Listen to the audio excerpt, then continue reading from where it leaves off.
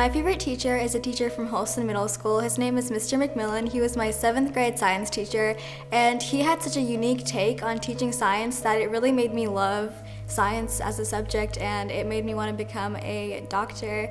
And I really just owe my career to him because he inspired me to go into science. My favorite teacher would have to be Miss Amy Crawford. She taught me it's more important to be who you are than just to be really smart and just know everything. Dr. Nancy Lay, she was a good teacher.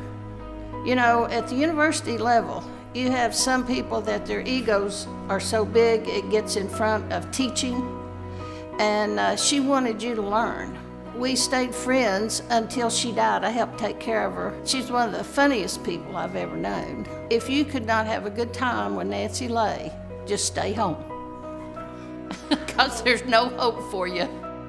I've spent the last 17 years working in the video and film industry. I don't think that I'd be doing that if it wasn't for my 11th grade English teacher. Her name was Dr. Ferguson. She had us do this one book report that was a video book report. The video itself was awful, but I had such a fun time doing that. If you approach any subject with passion and zeal and energy, then somebody's going to get something out of that.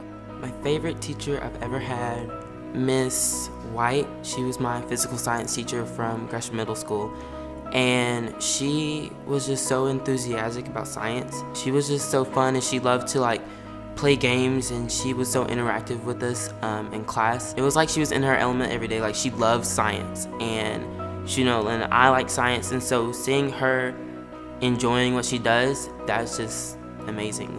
Something I would like to do. My favorite teacher that I ever had in school was my 6th grade teacher. It's a man named Jimmy McGee. I grew up without a lot of money and in a broken home, and walking into his room every single day was the most positive place that I went in my life.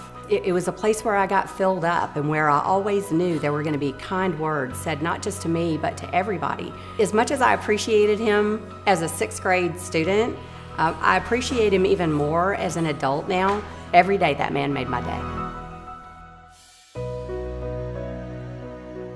I want to be the kind of teacher that leaves a legacy. It's not about me as a person, but it's about what I showed them in themselves. I could see something in them that they didn't see yet and say, you've got it in you, and have that seed planted and then watch that child develop into everything that he or she had the potential to be. You have the power to open doors that students couldn't ever possibly open for themselves. We have a privilege and a responsibility to show them the beauty and the good things in the world, because without you showing them, there are plenty of people showing them the bad.